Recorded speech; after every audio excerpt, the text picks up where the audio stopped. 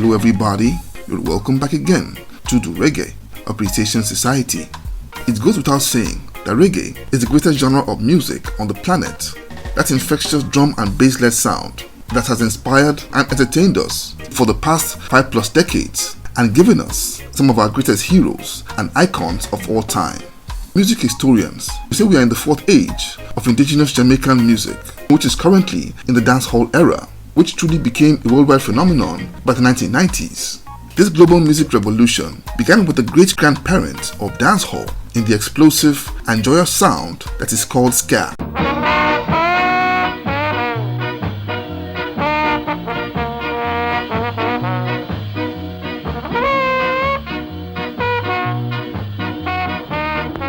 That burst across the island and beyond in a massive wave of national pride and optimism in the euphoria of the island's independence in 1962.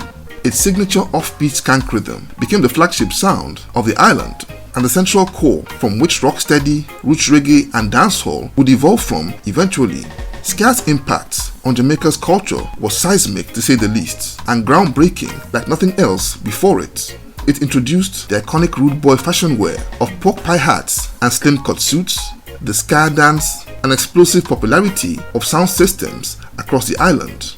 Some of the biggest stars of the ska era were the likes of Prince Buster, Laurel Aitken, Jimmy Cliff, and its most popular band, the Skatalites, with many of their fans ready to stake lots of money with the assertion that one of them was the very first to perform what was the very first Ska Song.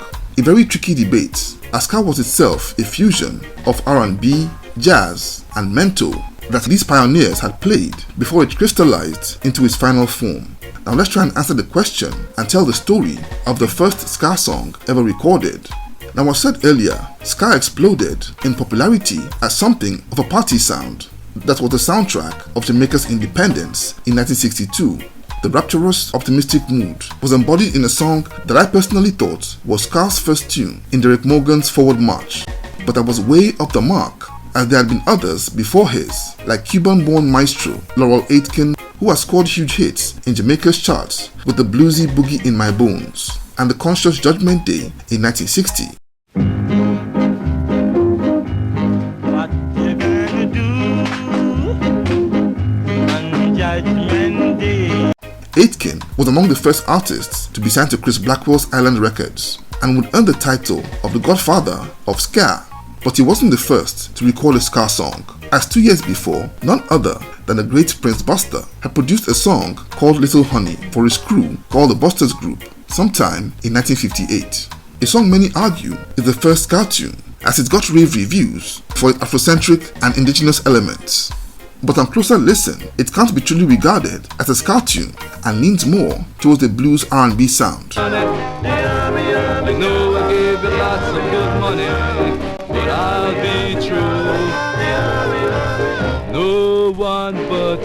Not long after, he produced a song called O Carolina for vocal trio The Folks Brothers, a smash hit that featured the first ever infusion of Nyabingi drumming into popular modern Jamaican music that was courtesy of legendary Rasta drummer Count Ossie, a groundbreaking record that set the stage for what roots reggae would become 2 decades later. But even that wasn't the first one, as that feat of history had been made 2 years before then at Jamaica's original University of Music in the Great Studio One. In 1956, a young sound system owner called Coxsone Dog was still setting up his recording outfit and approached an ace guitarist called Ernest Ranglin and offered him a gig as a studio director, arranger, and in-house guitarist. Ranglin, who was primarily a jazz guitarist, was also gifted in mento and calypso, and often told Coxsone Dodd that he was itching to play a fusion of all these genres that would incorporate the R&B and blues sound that was immensely popular in Jamaica in those times. A crazy idea in those days, but Dodd found it really interesting and gave Ernest Ranglin the free hand to experiment on it with Studio One's first ever recording sessions for a Trenchtown piano prodigy who was called Theophilus Beckford. Beckford then, at just 21, was the son of a gifted pianist who specialized in the R&B boogie shuffle sound and was a big fan of Fats Domino. So one fine day in that year, Coxsone Dodd, Ernest Ranglin, Theophilus Beckford, bassist Clewett Johnson, drummer Auckland Parks, saxophonist Roland Alfonso, and trombonist Rico Rodriguez walked into Federal Record Studios and recorded a song called Easy Snapping. Under Ernest Ranglin's direction, the band's instrumentals were played in a way that minimized R&B's emphasis on the first and third beats and went in heavy on the second and the fourth. The first attempt, and successful one at that, at creating the skank rhythm that Bob Marley described in this clip. It used to be a music almost like a half blues. When we used to play before the ska start, you know. Even people like Joe Higgs, cha-na-na, cha-na-na-na-na, cha-na-na, cha-na-na-na, you know that music? Right. Used to play that plenty. From there now it developed to people start ching, ching, ching, ching, ching for ska, you know. Last night Papa come in church, he stood across the door. Mama said no papa, you're real gone clown. Easy snapping. Mind you, the jury is still out by some skeptics who still argue that Easy Snapping was essentially an R&B boogie shuffle sound.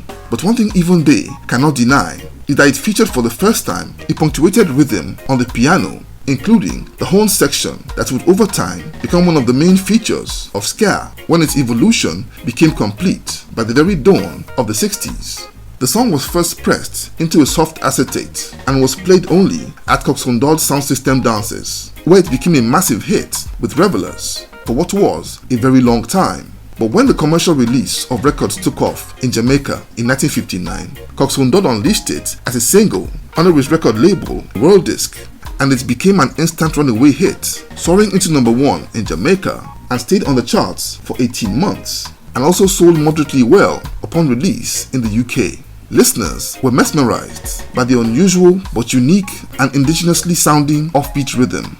This song's cultural acceptance was confirmed when Coxsone produced a second single, also by Theophilus Beckford, with the same structure called Jack and Jill Shuffle, that also became a hit.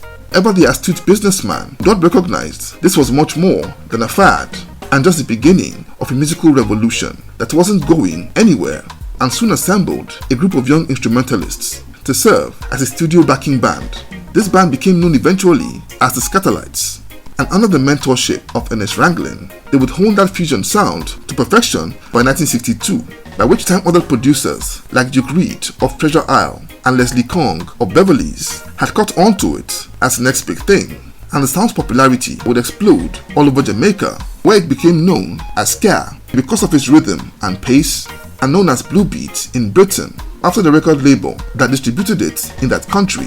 So my dear viewers, unless new facts arrive, I can say for a fact that Easy Snapping was the first ska song ever put to wax.